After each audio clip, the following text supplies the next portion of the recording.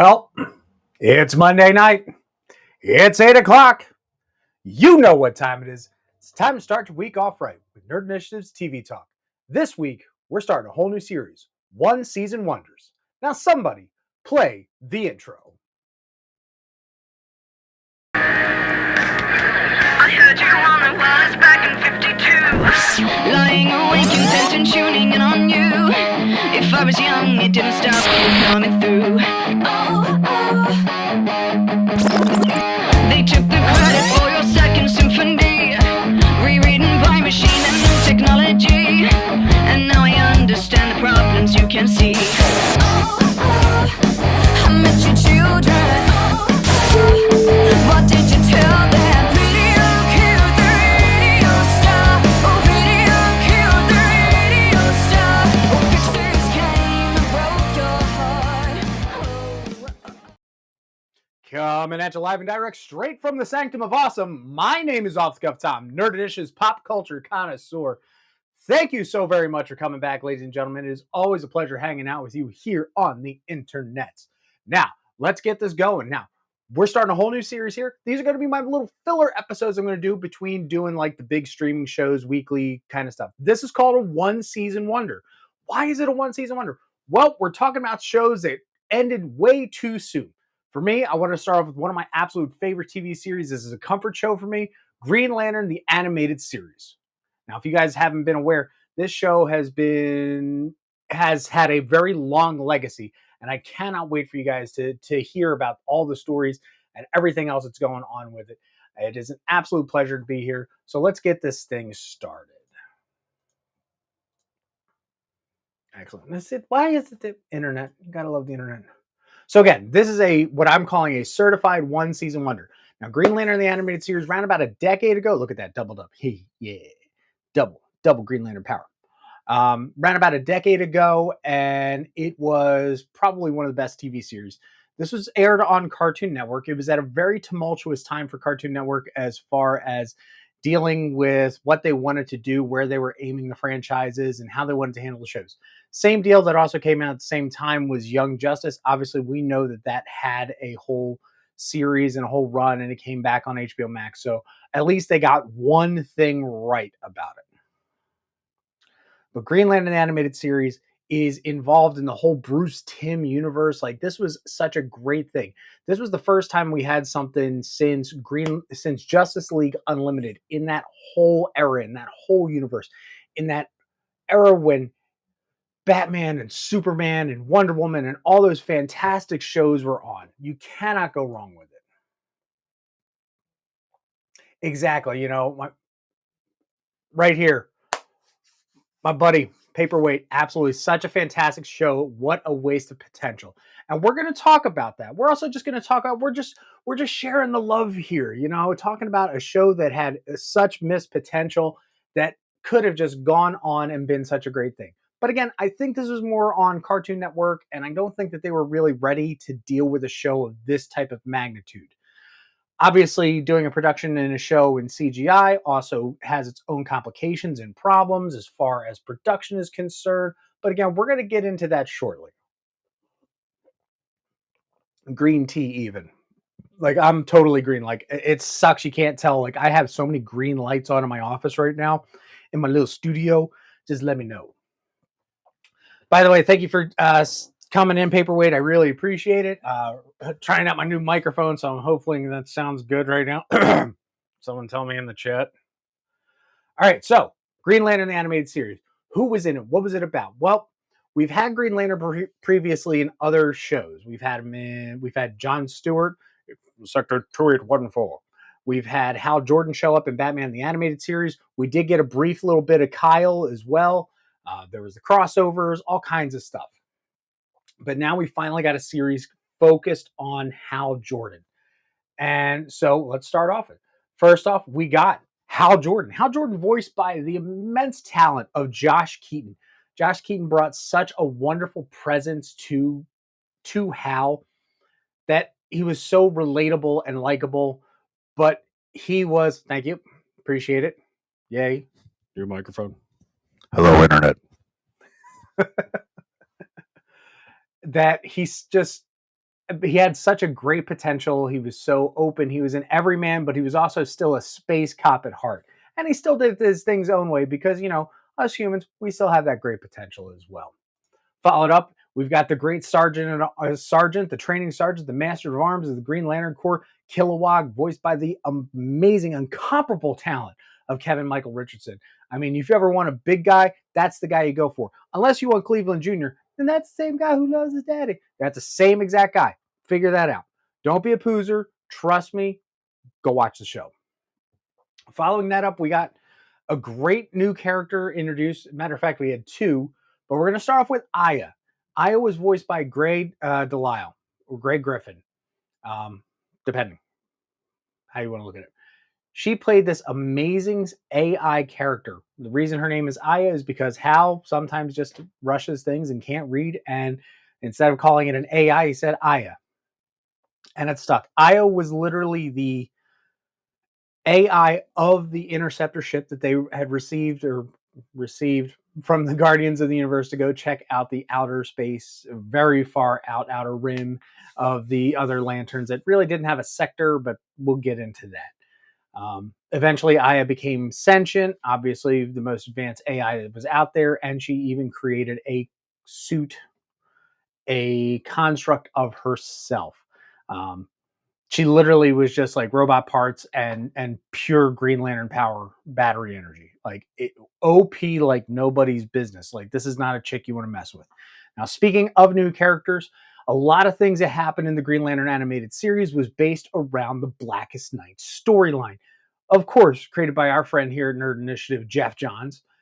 One of probably the best storylines of the Green Lanterns that really brought everything back into it. We introduced all different colors of lanterns, everything. The electromagnetic emotional spectrum was on show. So, having that said, we got Razor. Razor is a phenomenal character here. He is the great anti hero of the show. Uh, Voiced by Jason Sipsack. He is just, he's mean, he's cruel, he's concise. At the same time, the reason he became a Red Lantern was simply for the rage that he felt when his wife had died.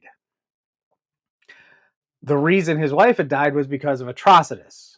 Atrocitus being the leader of the Red Lanterns. So this was like the I hate you, dad kind of vibe. And you can't go wrong with that. Like, but I hate you so much, I'm going to join the and be an ally to the Green Lanterns because y'all are dicks. So screw you guys. We just want to stop you either way. But there's more. There is so much more. Like I said, with the Black Lantern storyline, they introduced so many other characters. Now, that we didn't go straight down the Black Lantern story, we used it as a concept. It was just that whole framework that they worked around. So then we did get other characters like Atrocitus, like Zox. Zox voiced by Tom Kenny. Tom Kenny. If you don't know who Tom Kenny is by now, what are you doing on this channel? Like, seriously. It's crazy. Atrocitus voiced by, why am I completely blanking on who Atrocitus is voiced by? I had everything ready, and then, this is why we do it live, because sometimes even I make mistakes. But Atrocitus, big bad.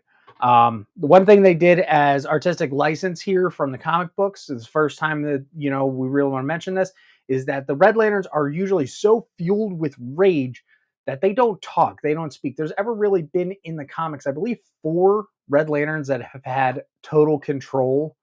Atrocitus being one. Dexstar, best cat in the whole universe. But they wanted to make sure that the villains came across not as just useless, mindless villains. So every single one of the Reds did have a chance to talk, had some lines. Excuse me. They really wanted to have their own time to shine. So we've got Atrocitus, we've got Zox. They pulled lanterns from all over. You got Blaze. You've got it's fantastic, and I think that they really played on the fact, there really haven't been any Red Lanterns, so they went very foreign. They went for aliens. They went for evil-looking creatures as well. Evil, mind you, that's only dependent on your particular view on things. But you can see, even with just the aura that they put around them, that rage, that fury, that fire within them. Green Lantern, all lanterns always have that shield and their bubble around them. But when they did the Reds, they made sure to have that stoking, fire, that essence of rage all around them. And I think this was fantastic. It was a very smart choice. Now, if you had somebody like one of the blues or one of the greens, it was very calm, it was very somber. Let's remember, as far as the electromagnetic emotional spectrum, because I'm going to say that word probably a few too many times and not going to mess it up. The electromagnetic emotional spectrum, the closer you are to the middle of the rainbow, the more control you have over your emotions. That's why Green Lanterns are the strongest, in my opinion, of lanterns, because their force of will is right dead center. The further out you go, as far as, say, the reds or, say, the violets, star sapphires, that's when you start going, because, love makes you do many weird things.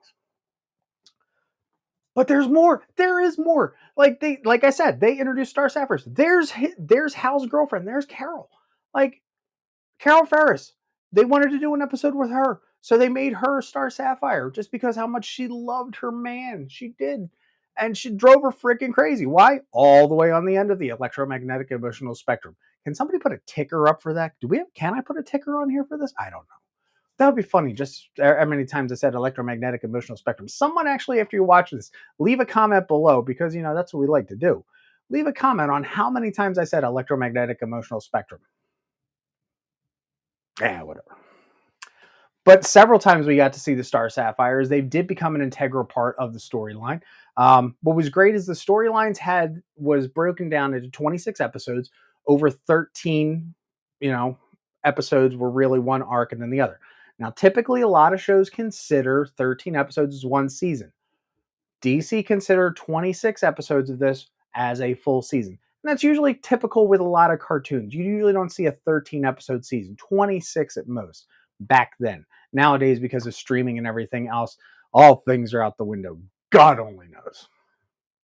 I've seen shows have 6 episodes and call it a season. I'm like, no, that's a break at work.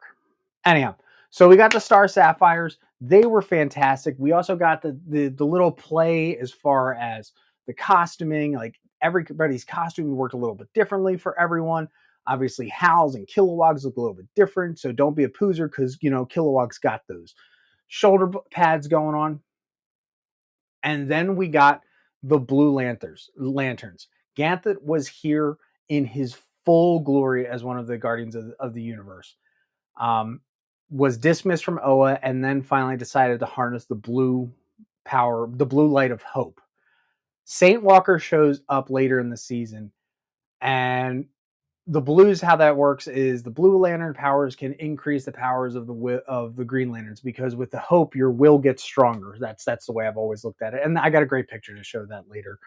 But Saint Walker, when not even having any powers, took on Razor single-handedly. And I mean, this dude is smooth as F.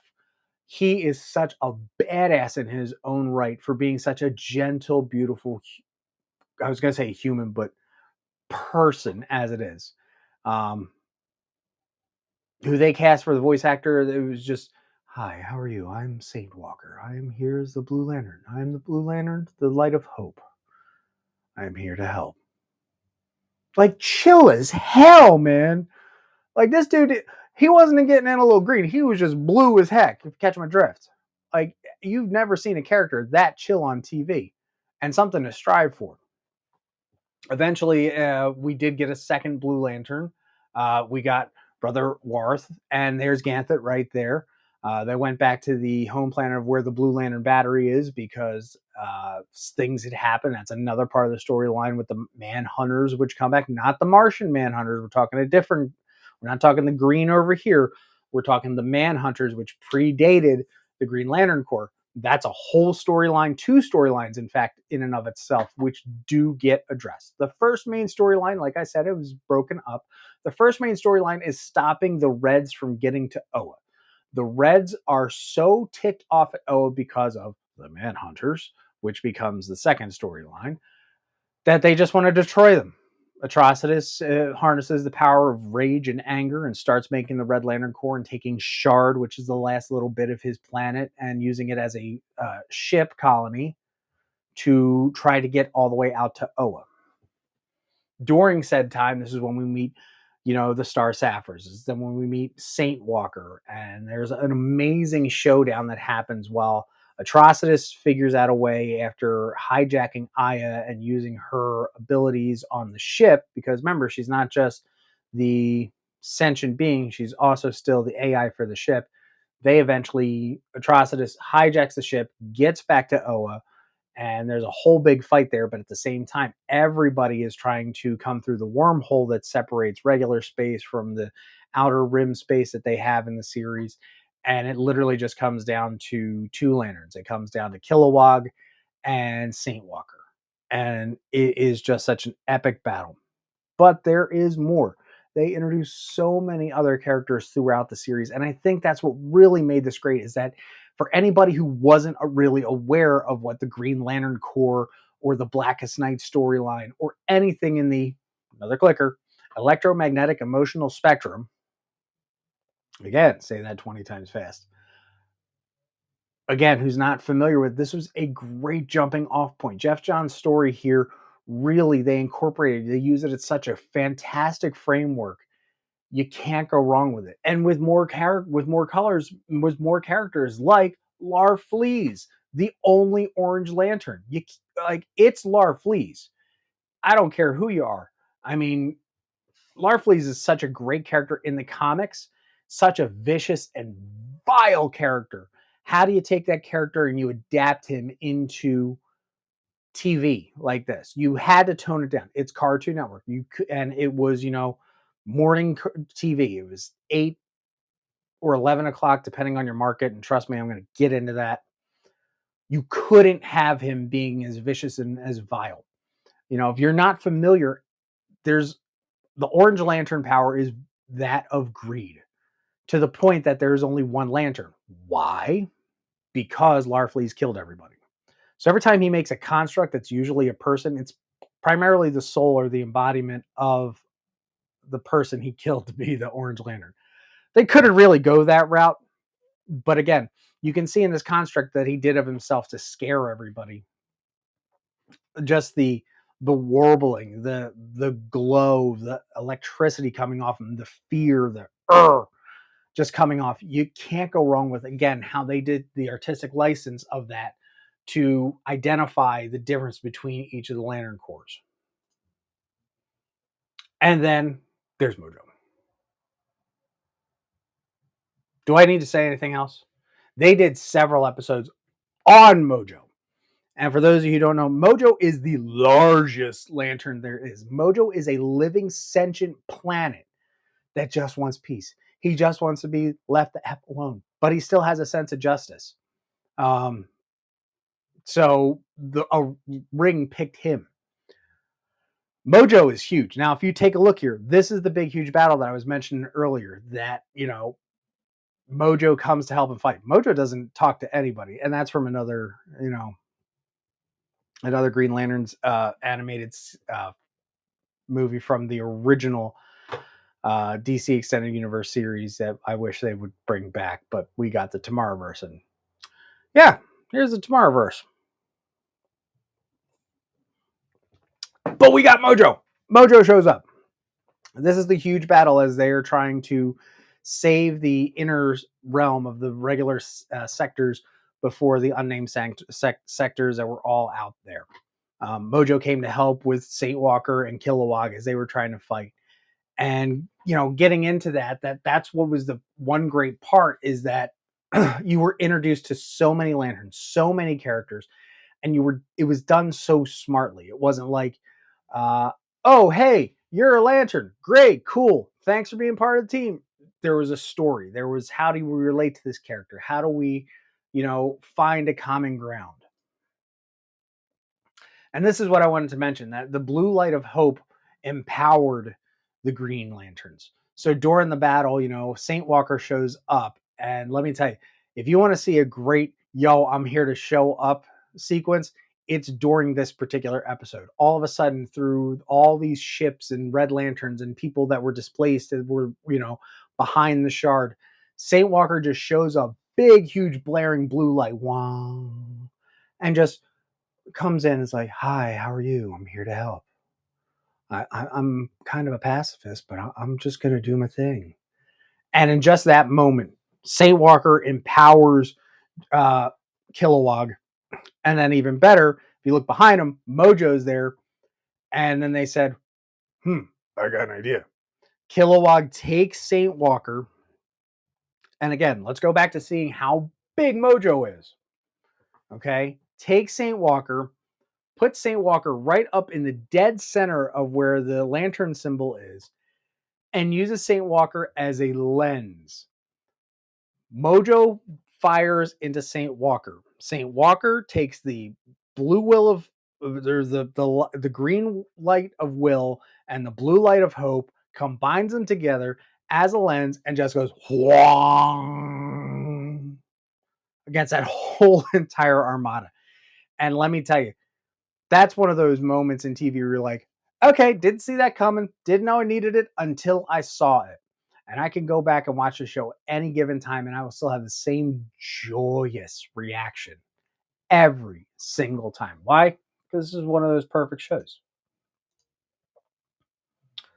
Now, there was an underlying story arc during both seasons. And I say seasons, but again, it's a one season during both, 13 episode arcs. Razor had lost his wife because of the Red Lanterns. His rage made him a Red Lantern. He didn't like what the Red Lanterns stood for. That's why he joined up with the GLs. Aya based her appearance on one of Razor's memories of his wife. You want to talk about conflicted feelings? It was so hard to watch some of this sometimes. They both loved each other. They both had a mutual respect for each other. But Razor being, so focused on what he needed to do to take out Atrocitus would sometimes shun or brush off Aya. And she was finally learning what emotions are. Like we're talking, Commander Data Star Trek level kind of things, but a heck of a lot faster because she's a much more advanced AI. They had feelings for each other like nobody's business. By the end of the series, Razor is completely in love with Aya, and it's because of him pushing her away so much that's where we got one of our final story arcs as well. Aya has only ever cried twice in the series. Once when she was reprogrammed by the Reds, and secondly when she realized what atrocities she was doing. Not atrocitus, atrocities. The love that they had for each other is unlike something that you had seen on a TV series that was primarily that was aimed at kids, but it was so well written that it didn't matter that it was for a kid show. You got it whether you were 9 or 99. And that's what makes this show again so better, so much more, and had so much potential in the long run. It really has such an effect that you wanted these two to be together. And then when either of them had turned heel for one reason or another, you felt it. Like you wanted these characters to just be and give them their happy ending. But Razor was so busy dealing with his stuff, and Aya had to amend for what she quote unquote did under duress because of the Reds. It really made for a lot of complex emotions, and you can't go wrong with it. So talking about the series, like I said earlier, this was 26 episodes long. It had two seasons, but again, it's considered all one season. It had two big 13 episodes. Most of the storylines that they did were all in one big, huge overarching thing, but they were all bits and pieces. Most generally were between 2 to 3 episodes. There were a few single episodes in there, like there was an episode with Sinestro where they did completely on Interceptor. There was a multi-dimensional episode where Hal went to a completely other universe and met like the steampunk lantern, which was cool in and of itself. Kind of had a very, Alan Scott kind of vibe, at the same time steampunky. I like what they were doing with it. The big, huge storylines that we had aside from the big one, which was Razor and Aya's, love for each other, was the first one was the Reds trying to get to Oa. The second was dealing with the Manhunters, which apparently I spelled wrong. And that's okay. Why? Because it's the internet. So someone can come at me in the comments. And then the last one was the Anti-Monitor slash Aya storyline that also tied in with the Manhunters. I like to break these up into two separate things because I really feel as if the Manhunters were one thing that led into the Anti-Monitor, and with the Anti-Monitor led into the evil Aya storyline that came out of that. The whole Reds trying to get to Oa and introducing all these other characters and bringing around all the blues, the oranges, the the reds, that perfectly contained. When we got to the real second storyline of introducing the Manhunters because they had been reactivated, um, that's when things started getting a little convoluted. There were some stories that made some sense. There were other ones that really didn't. The Manhunters were the robots, I would say androids, not necessarily sentient androids, that were used by the Guardians of the Universe prior to using the Green Lanterns. They were the reason that Atrocitus and the Shard and everything happened. The thing is, the Manhunters were very much black and white as far as their drive. They didn't understand emotion. They had no, they were really just all binary. Like it's either this or it's either that. So when emotions got involved, things went completely crazy. When the Manhunters were reactivated, they just wanted to start taking out things that had emotions. There was a really good scene, and someone brought this to my attention, that when Aya and Razor were being scanned by the Manhunters, they too were using the electromagnetic emotional spectrum. And I didn't pick up on this, but they were under the color of violet. Again, understanding your electromagnetic emotional spectrum. Again, somebody with the ticker, keep that going. Red is hate. Orange is greed, yellow is fear, green is will, blue is hope. In indigo, because that's one in there too, but it wasn't shown in the show, is compassion, and purple, violet, is love. I and Razor were scanned, and it was purple. It was violet. It was love, and I didn't pick up on it until I was reading, doing my homework for the show, which really just is a huge kick in the nuts. Sorry, in my power ring. Again, the Manhunters were a whole one thing, and at this point, Aya is trying to atone for her being used by the Reds to try and get to Oa, and the whole battle that had happened there between Hal and Atrocitus. Razor was always betwixt between trying to love Aya and not love Aya because it's the embodiment of his ex-wife. Again, physically, not emotionally, not a soul as it was. Then he pushed her away so hard that when the Anti-Monitor finally showed up. And by the way, this was a really crappy storyline of how they introduced the Anti-Monitor. Especially considering how many other times we've already had him used since then.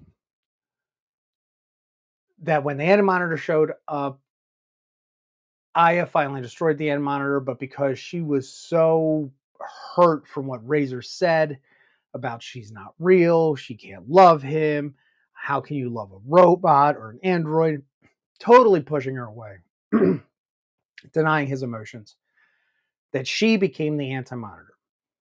How do you mean that? Well, she ran the Interceptor into the Anti-Monitor, she combined with it, and then turned into evil Aya. Then comes the whole another big battle, and Aya finally comes to her senses because what she wanted to do was use the Anti-Monitor, and the Manhunters reprogrammed to again still take out all beings with emotion and take out everything that has emotion. So it's an emotionless universe because if I can't be loved, no one can love me storyline. Aya finally comes to her senses, and boom, she dies. We think. Don't know. And then that's the end of the show. All is well. Everybody kisses and makes up. The Reds are locked up. The Star Sapphires, this, that, and the other thing. Larfleeze is off being greedy, doing his thing. That's the end of the show. Now there is some other stuff. I've got several more slides to talk about this. But let's cover a few things that weren't covered in the show. Why weren't there yellow lanterns? Well, we're already dealing with the Reds. Why introduce another bad guy? Larfleeze was good as a one-off single character, one episode, 1 or 2 episodes. Perfect, just right there. Well, what about the White Lanterns and what about the Black Lanterns? Now we're going completely into the whole War of Light.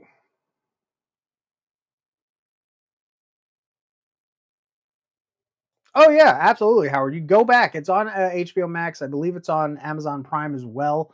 Highly recommended. This is one of my comfort shows. Like when I'm having a really bad downtime and I know I can watch 13 hours of TV, this is one of them I'll go back and watch. Um,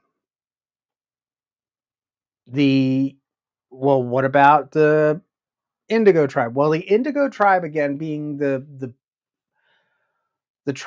core of compassion. They really didn't want to go into that because Indigo Tribe is very peculiar in the comics.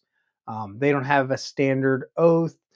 They were brought up. They were from Abin Sur, which again we barely got anything about Abin Sur, who was the Green Lantern who wore the ring before Hal did. They made some artistic choices not to go down those routes, and that's okay because I think out of the 26th episode, what they did well, they did well. I don't think there really were any missteps. I know people have said, "Oh, well, Hal's not like that in the comics," or "Why did they introduce this character?" or "Kilowog's not like that." Look, this is TV. You got to make TV so everybody wants to watch it. You know, if you make TV, if you make a comic book TV show based on a comic book and you make it for comic book people, you are literally alienating probably about 90% of the general population. So why would you make that show? I'm just saying. Hear me out. So what were some of the reasons that the show didn't keep going? Well, first off, low toy sales. Slim to none. Like I have a Happy Meal toy of Razor and that's about it. The sporadic episode release. The first episode was shown at New York Comic Con in 2011. The show didn't come out till 2012 or 2013. I might be off by a year. And then the next episode's episode 2, because the first episode was technically a two-parter, didn't come out for 6 to 7 months later. We got 6 episodes, waited a month. Got 7th episode, waited a month. Got an 8th episode, waited 4 months. Then got a few more episodes. Then it's okay, hold off, we're going to wait a little bit. Then drop one episode. Then drop another episode. Then, oh, here's a whole bunch of them. Then, and that is exactly how all 26 episodes came out. You can look this up. It is ridiculous. At the same time, air times in certain markets were just horrible. Some of them were 8 a.m., some of them were 11 a.m. There was no consistency. Sometimes it would show at 7 o'clock at night. Why? Because Cartoon Network didn't know what the F they were doing at that point. And I honestly, this is why Cartoon Network technically doesn't exist and have a physical studio anymore, because this was the beginning of the downfall of Cartoon Network. I don't think that they were really ready for it. They didn't really have the toy sales backing. They didn't do the, all the projects they should have done before releasing the show. Plus, also, like I said, releasing a CGI television show is extremely hard considering the fact that you really don't, you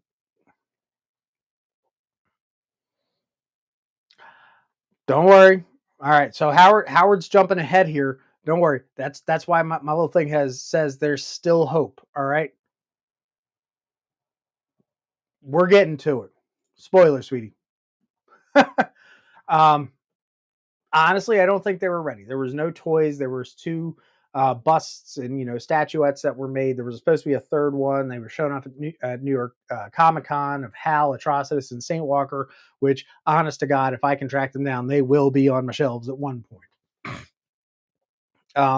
Then after the show was off, there was a 2015 web game on the Cartoon Network website. The show had been off for like a year and a half. Why the hell are you putting out some Java Juice junk on Cartoon Network? Seriously. Again, Cartoon Network. But there's still hope. This was the final scene of the TV series. All right. Look at this. I'm going to blow this up. All right. All is well. Everybody's good. Everybody loves each other. Razor still believes that Aya is out there somewhere, somehow. I had already downloaded herself into a Broken Manhunter in another episode. So Razor really believes that Aya is out there. As Razor, Red Lantern, is flying away, a Blue Lantern ring comes to find him. Ladies and gentlemen of the internet, I got to be very honest with you. When I saw this, I was crying because one, did know the show was canceled. Two, it gave me hope. It literally, I mean, that is the blue light of hope right there. You know? And then we find out the show is canceled. There were mock-ups, there was, character art for what could have been. There are some storylines that were released. You can find them on Reddit and so on. If you search well enough, you can find it. But this show has a storyline that keeps going. It left an indelible mark on television, on DC Comics, that they realized we can't ignore this. So Razor did become a Blue Lantern. How do we know this? Young Justice, Season 4, Episode 19, on Razor's Edge. I literally have this episode queued up at all times on my HBO Max. Why? Comfort episode. Kilowog and Tomar Ray come back. Same exact actors. All the voice actors come back for this particular episode. And we see that Razor has become a Blue Lantern. He is out there. He is searching for his love. He is doing nothing but hope. We find out that Metron, asshole of the New Gods, there's my one curse word for this half hour, has decided that, you know what, I'm going to mess with Razor, and has taken the red ring when he got his blue ring, because the two negate each other, and has been studying the red ring. He even is playing with Razor to the point that giving him false hope to see what happens when he has no more hope. His battery won't save him. Oh yeah. Yep. So go ahead. Like I said, Razor did become a Blue Lantern. Young Justice, Season 4, Episode 18 or 19, on Razor's Edge. You don't even need to know the whole what's going on in the series. It helps, but this can be a complete standalone episode. Cheers to Jason Sipsack for doing that episode, because he was not only voicing Razor, he was also voicing Forager as well during the whole season. So he was playing two characters in the same episode. And then we get the backstory of that Razor, as he was flying off, it comes find the blue ring. Metron shows up at that exact point, takes the red ring, starts studying it for several years, lets Razor lose all hope, and Razor takes the red ring back. And then Metron tells us the whole story. He's pissed, and he finally becomes the hybrid lantern, the red Blue Lantern. At that point, this spoilers, dude. So hold on to your power rings. You can see the combo here of the two different symbols. Like, this is tattoo worthy for me. Like, I'm trying to figure out how I want to get this incorporated to a tattoo for myself, because Razor finds out that his best qualities of rage and hope are what make him the best lantern he can be. Kilowog jokes at the end of the episode, oh, let's get you one of them green rings. Red, blue, green, nards. Doesn't matter what color pajamas you are. Razor flies off to go find Aya again. At the end of the episode, Young Justice did a whole great full circle. Now, they didn't confirm that the Young Justice series takes place in the Timverse. This could have been a different version of Razor, but it's just closure for everybody. But there's more. In fact, Razor and Aya show up in the really terrible...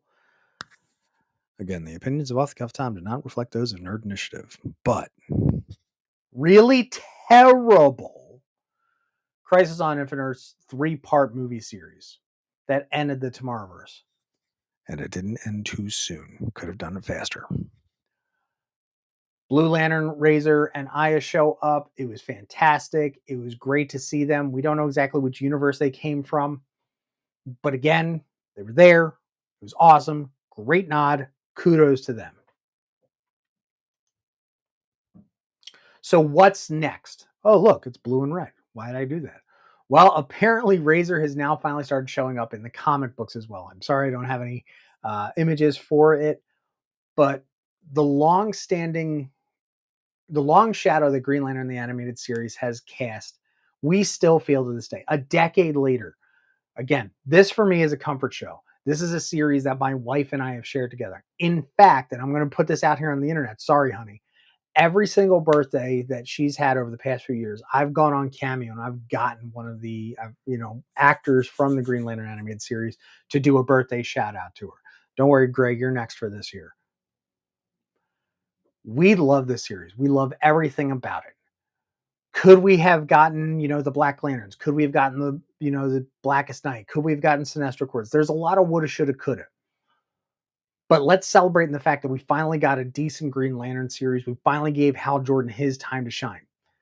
Was this all on top of what they were trying to do with the comic books and with Blackest Night and then following it up with the really crappy Ryan Reynolds movie? I'm sorry.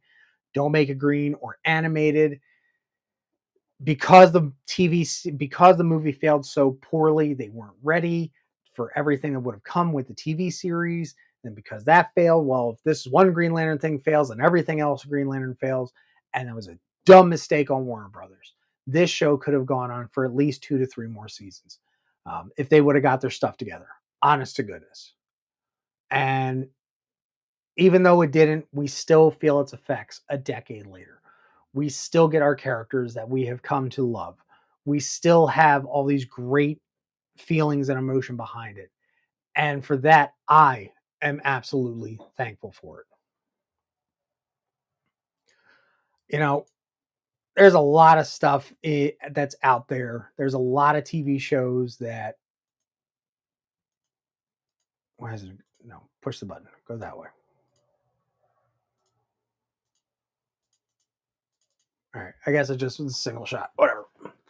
There's a lot of TV shows out there that, could have gone on. There's a lot of TV shows that deserve to have more than what it got. And that's why I'm doing these one series wonder shows. Make sure that when you are following along here on Nerd Initiative, that you first and foremost want to make sure that if you want to see more of these one season wonder shows, you do this. You make sure you subscribe. You hit that bell for notifications. And you tap and smack and thumbs up this episode because we want to let the bosses know that I'm doing my job and I'm doing it pretty well. In the meantime, everybody, make sure that you're tuning in here every single night during the week, 8 p.m. We've got so much other great content. We talk about comic books on tap. We've got our comic book reviews coming out on Wednesday. We've got Wrestling Night Live. There's so much content coming out here on Nerd Initiative, and we want to share it with you. So again, like, comment, share, and subscribe. Now, because this is a Green Lantern episode, I think I can't get away without saying it with me.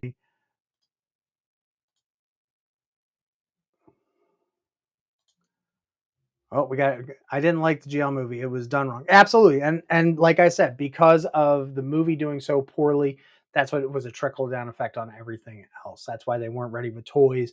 They didn't have a good production schedule. They weren't releasing it right. There's all bunch of other stuff.